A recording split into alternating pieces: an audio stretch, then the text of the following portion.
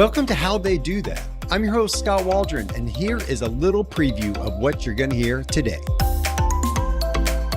Don't be afraid to try to disrupt it a little bit. And that's coming from somebody who's a connector, creative, second voice.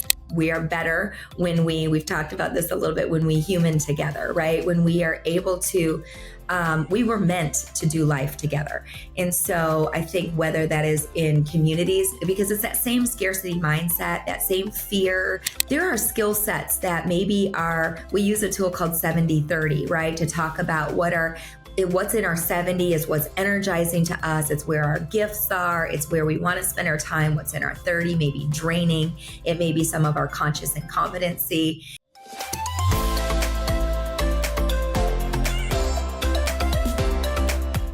My friend Linnea Miller is going to be on today, and she's going to talk about her superpower that I so envy. And that is the superpower of partnerships. And we're going to discuss two types of partnerships. One is partnerships with other clients and consultants, and the other one is partnerships with clients or other organizations outside that she has given us some examples of later on the interview. So you're going to hear some brilliant ideas, and I want you to think about how they play out in your life and in your workplace. Linnea is the president and CEO of Long Table, focused on growing leaders for thriving relationships, better performance, and greater impact. An accomplished leadership coach and consultant, Linnea serves leaders across industries from nonprofits to governments and Fortune 500 companies. She's certified in MBTI, Giant Worldwide, and 6 types of working geniuses. She draws on her background as an educator, nonprofit leader, and creating engaging environments for transformation. Currently serving a third-term council member of the city of Suwanee. She'll talk about that just a little bit, and actively serving on numerous state and nonprofit boards. Linnea believes communities can thrive where we are being human together. And we're going to nail that word too later on in the interview. Linnea has, she's going to throw out a stat right at the beginning about the impact that partnerships have had on her business. So stay tuned. Here we go.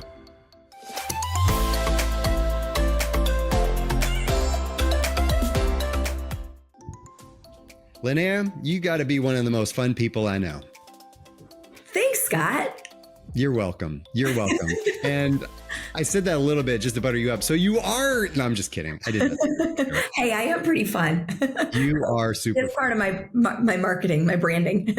It completely is. And I think that's why this topic is so relevant, because of that funness, that I think that energy you bring to the table is why people want to partner with you on so many fronts. But before we dive into that a little bit,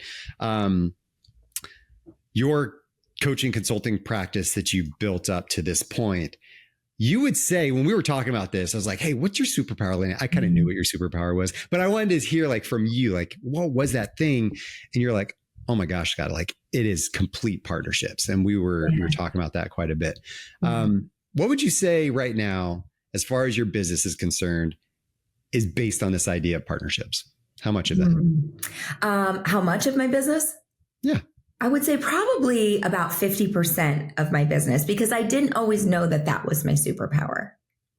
Tell me more. I want to hear what. So I think what I have always known, at least as long as I've been doing this work, I've known that, we use a framework within Giant called the 5 voices.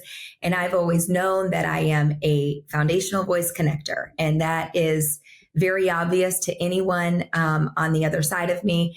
And part of that fun energy, personality, that positive approach, the prioritization of relationships and collaborations, and really wanting people to realize their potential. All of that is kind of in my hardwiring.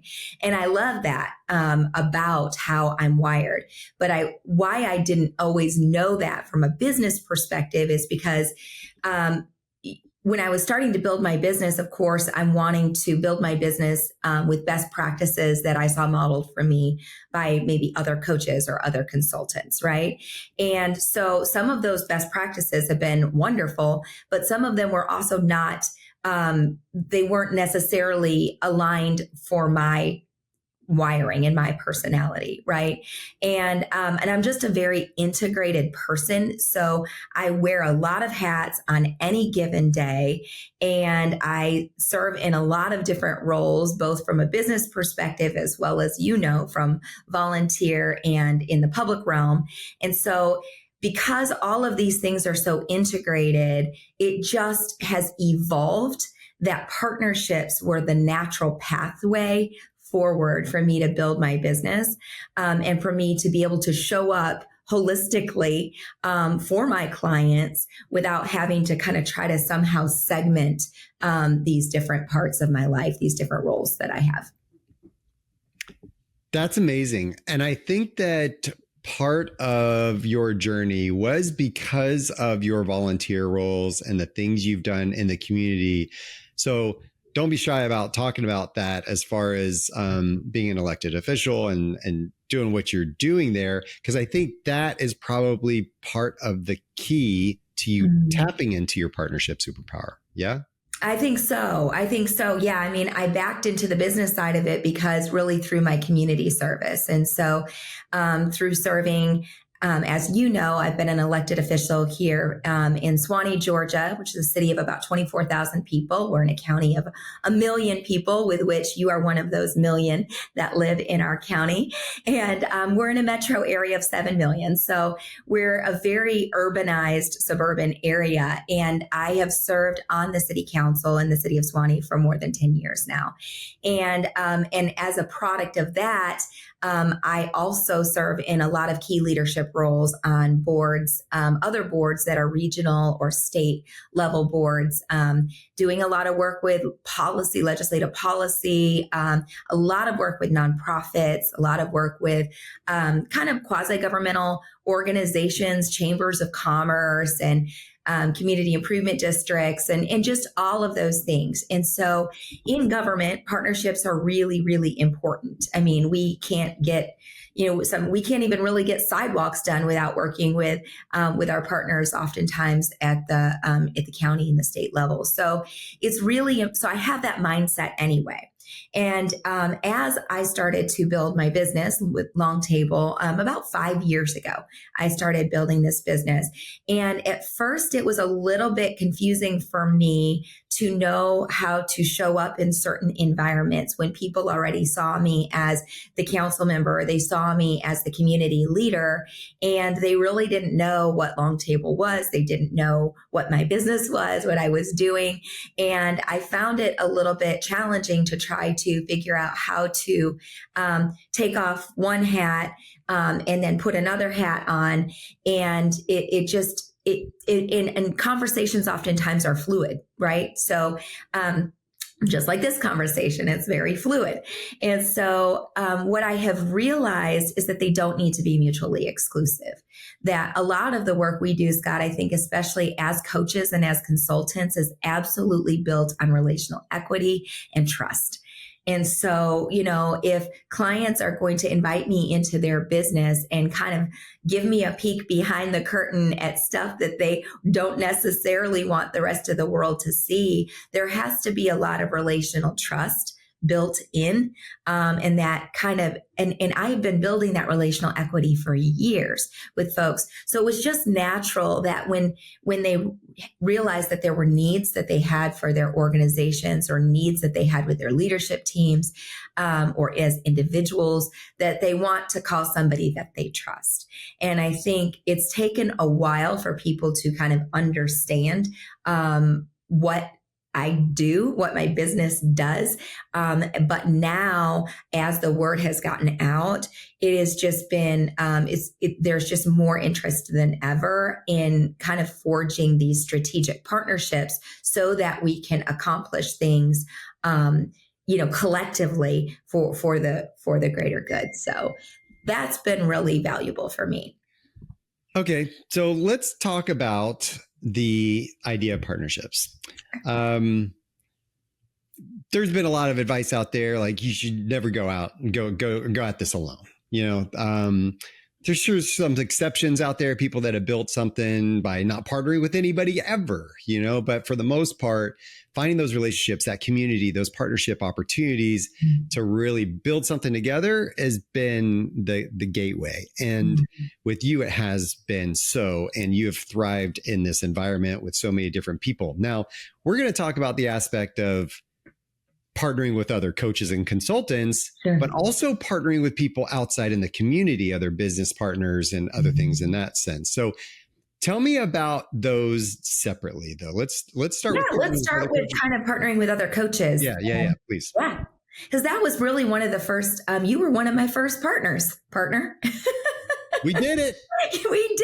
We did have a partnership. It was a one-time event or workshop that we did, but it was great. And you were one of my earliest partners, especially in the Giant community. And that's where one of the things I was really drawn to about Giant was the community and that partnership mindset of let's be generous with what we've built, with what we've created. Let's encourage and support each other, and then sometimes even formalize partnerships, right? So in the early days, I think it was, those opportunities like I've had with you, or I know Chris Edgar, our friend, also had invited me into some partnerships, which was really great. So I think one of the early ones that he invited me into was with one of his longstanding clients, Creature Comforts, and they had some needs. They had some very specific needs that I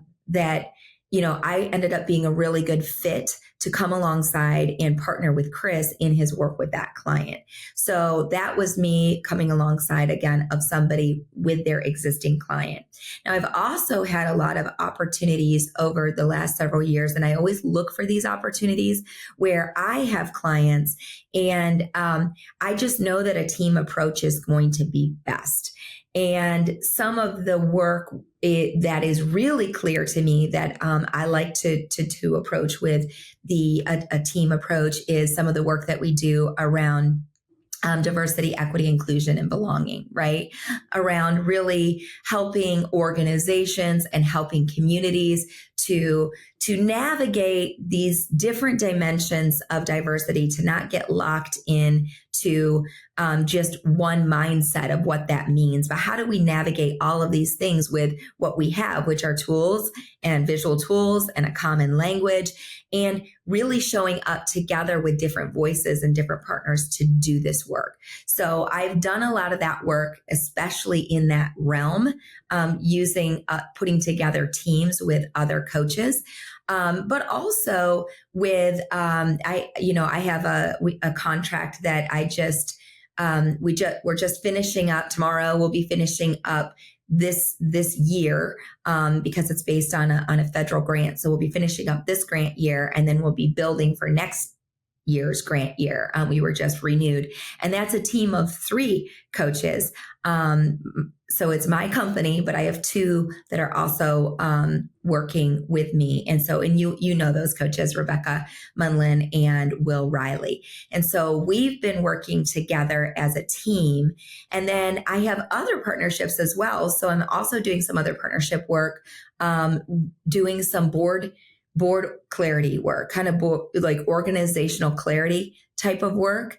And I am partnering with some folks that are not Giant coaches or consultants. They have their own companies that don't use those tools. And we are doing some work collaboratively together. We've been doing some work with a local police foundation.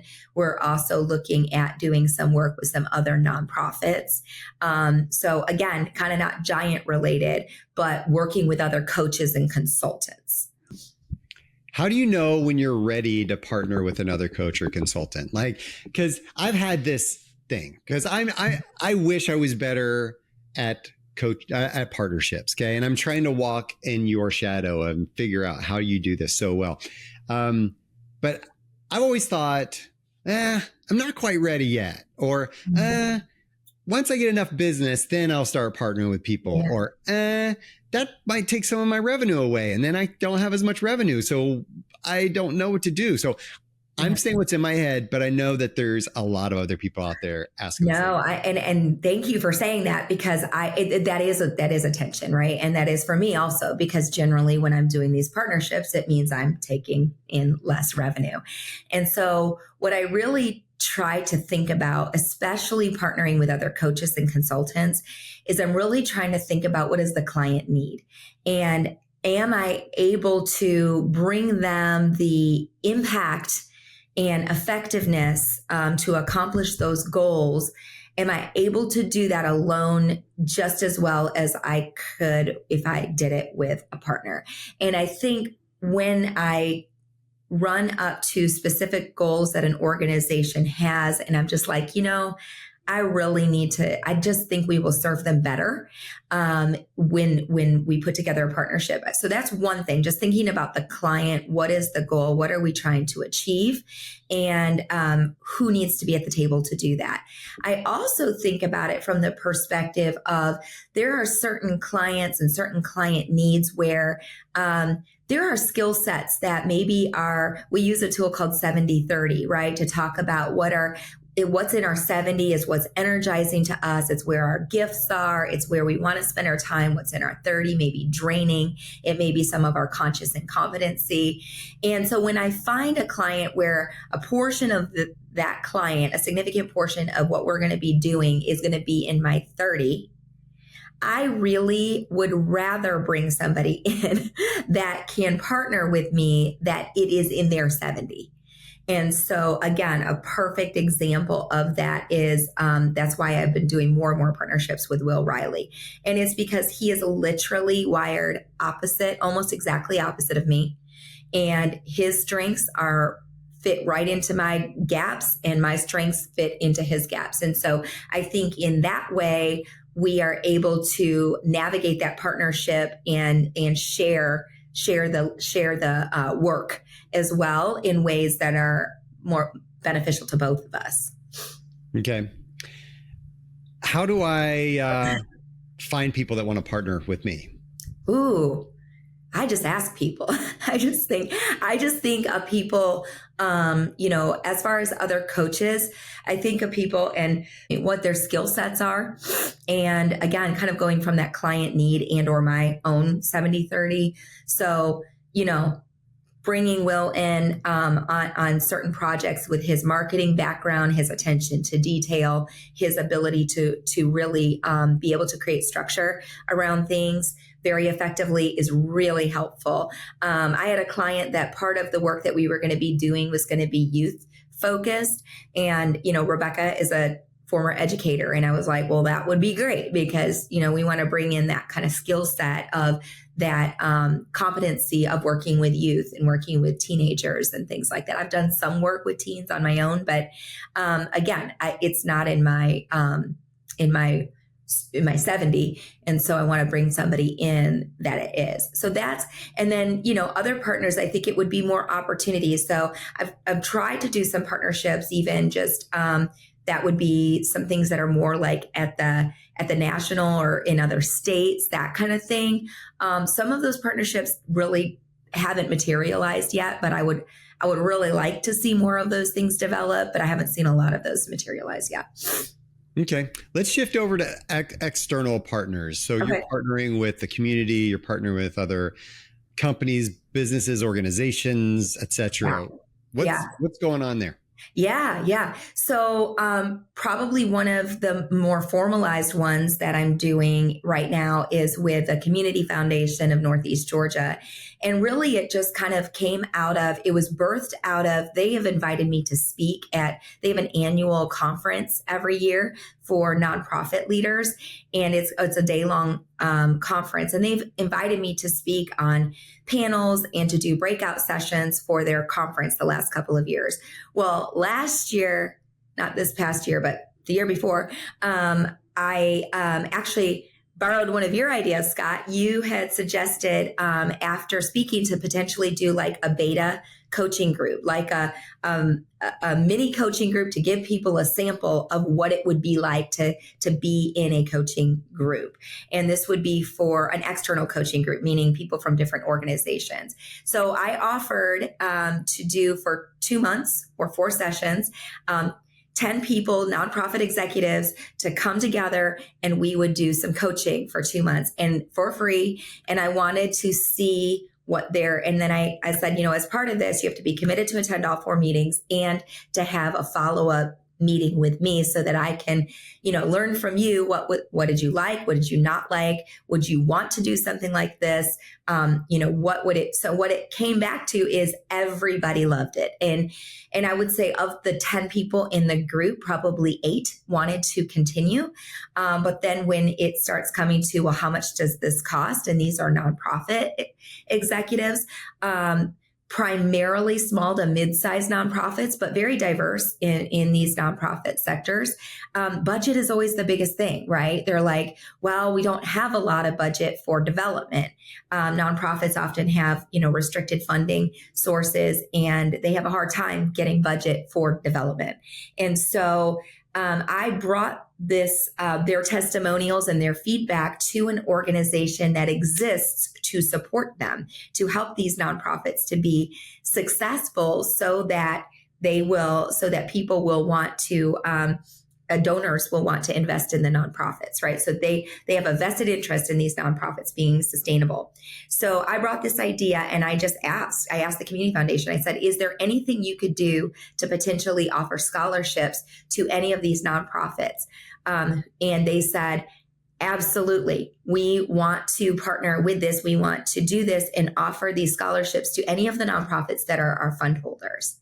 And so they offered partial scholarships, like a 30% scholarship, which gave a great message for these executives to go back to their boards and say, hey, I'm going to be eligible for this scholarship, and I can be in this group with my peers for 1 year. So now this group is in our 5th month, I believe, of a year-long group. And it is just, it's been wonderful. They have found their own ways to strategically partner and support each other, even in the group, which is so cool, because nonprofits often operate in silos. So they are now, supporting one another. And again, it's growing my business. Now we're expanding the Community Foundation. We're going to be launching another group in January. And, we're going to be opening it up to a broader region.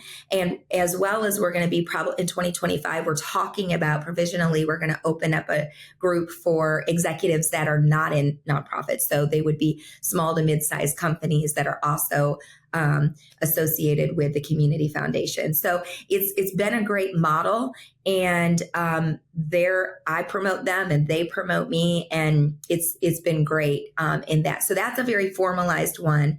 And then I'll tell you about one other one real quick, is just there's another consulting group, and they also do a lot of work around business plans, a lot of the organizational clarity work, but it's very different than some of the org clarity work that I do. And so they are bringing me in, and then also doing like as the people development kind of component for some of the organizations that have been their clients that they have been working in. So they have invited me in as that strategic partner to kind of support the work that they're doing with existing organizations. So it's just a lot of opportunities, I think, to be able to scale and to create impact. It gets a much broader. You're able to impact a lot more people. Yeah, you can see your multiplication superpowers all happening, right? Like you are partnering with them. That's enabled them to start partnering with each other, and now everybody's partnering together. Because I think what I will say, and is the thing that keeps us from partnering, is our own self-preservation, our own fears, our own hesitancies, our own scarcity mindset that really keeps us from partnering well with others. And I have been the recipient of people asking me to partner, and I love it. And I feel so honored to be able to hang and see other people and partner with other people and build those relationships, because it only helps us. It only expands our ability to be better at what we do. Yeah. And so thank you for leading. I think it goes back to a core value that I have just as a human being. And I think it just shows up in all of the work that I do is really, I just really believe that we are better when we've talked about this a little bit, when we human together, right? When we are able to, we were meant to do life together. And so I think whether that is in communities, because it's that same scarcity mindset, that same fear, those same fears, that same self-preservation that oftentimes keeps us from partnering even with our colleagues within our own organizations, or keeps us from partnering with people in our community, or keeps us from partnering like these nonprofits. I mean, so many nonprofits are so very siloed, and yet they share so many similar pain points. And when they can be there and encourage and support each other and pool their resources and their collective institutional knowledge, it's amazing what they're able to do. But they resist doing it because, well, we say we're too busy, or we're kind of afraid then the dollars might go to them and not us, or it's all of that self-preservation, or we don't want to be that vulnerable, or maybe we don't want to share that we're struggling with something. So it all comes back to that self-preservation. And when we could start figuring out how to lower those walls a little bit and really effectively invite people to contribute. And sometimes it does cost you something. I mean, it just does. It costs you your time. It costs you sometimes money, but it's usually short term. And then long term, you can see the scalability of it, right? It costs you when we have to be vulnerable sometimes and authentic. I mean, that costs us something. But I think what you get in return, the gain and the reward, is so much, to me, worth any cost. So I love partnerships so much. It actually just allows me to maybe have more fun, Scott, in what I'm doing as well, because I don't have as much fun by myself as I do with others. No, you are fun. Like I said. You said this interesting phrase, human together. Let's segue into this thing you're launching. So I always ask people, good podcast, book, whatever, movie, something like that. But you've got you talked to me about this show. Tell me about the concept of this show. Yeah. Well, it's the most obvious thing, right? I think in the work that we're doing is like, we always talk about self-awareness, and we have to show up with our own self-awareness. And to the extent that we have a healthy relationship with ourselves, we cannot be healthy with others. And so we've got to work on our own human. But then we don't have the luxury, even if we want to do human alone. We have to do it together, right? And so it's really about marrying that self-awareness with the relational intelligence of human together, that allows us to thrive. And it goes back to that same value system that I was just discussing. So a project that I'm getting ready to launch is called the Human Together Podcast. And we're going to be exploring how people in all different walks of life, we're going to invite them as guests on the show, people that are just really doing things to human together really well.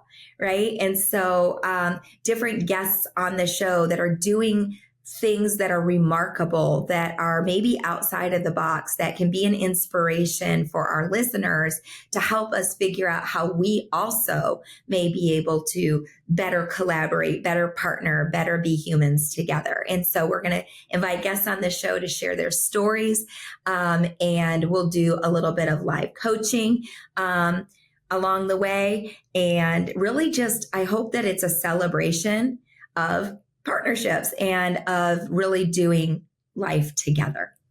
Well, you are human togethering very well. And thank you. Did I just make up a word? I like that. Is it a verb? I like that. I think, or it's humaning together. I don't know what it is. You can figure it out. But you do that so well. And that's what this whole concept is about. That's what this whole show has been about.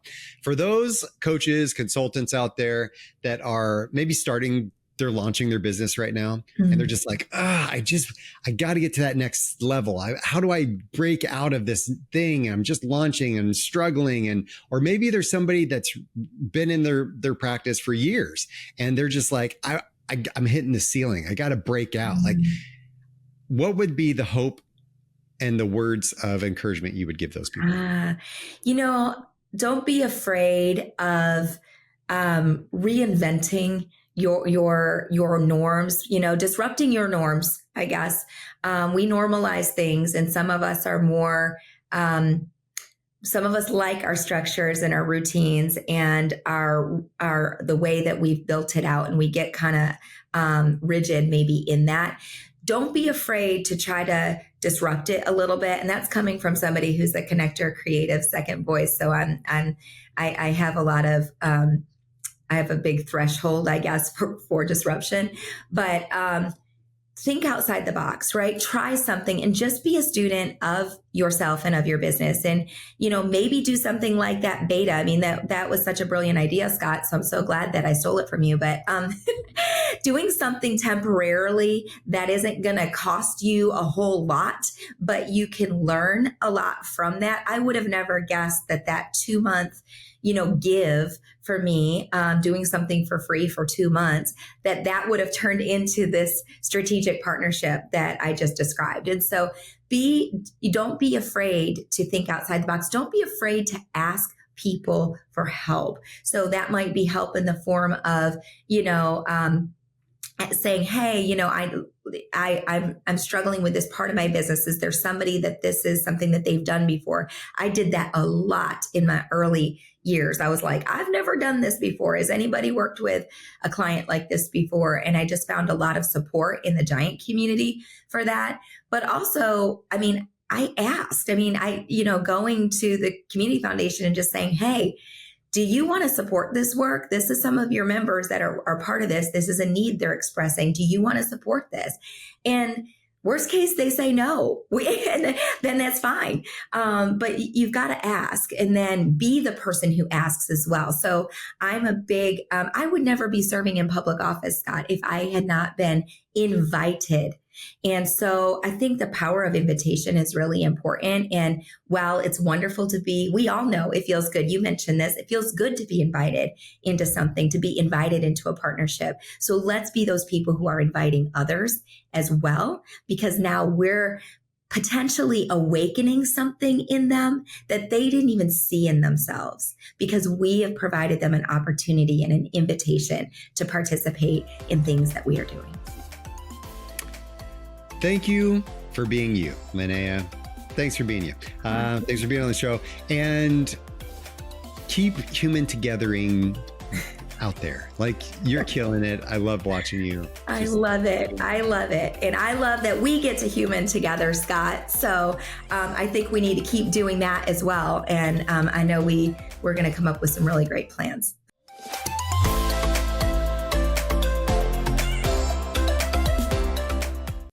Are you hesitating to build partnerships? Are you hesitating because you don't know where to start? Are you hesitating because you don't know who to partner with? Are you hesitating because you think you need enough business to build those partnerships? Hello, me. Yes, that is me. I keep waiting and waiting. And sometimes I'll involve some partners, but I do not do it at the extent that I should. And I am calling myself up to be better at partnerships. Shed your self-preservation, as Andrew Robinson taught us in episodes a while ago. If you didn't listen to that episode, check that one out. But we need to understand that partnerships are here to help us thrive. We will grow. We will be able to do more with less. We will expand and multiply. And I love what Linnea said. In the short term, it might look like we're losing something. In the long term, though, we are surely gaining something.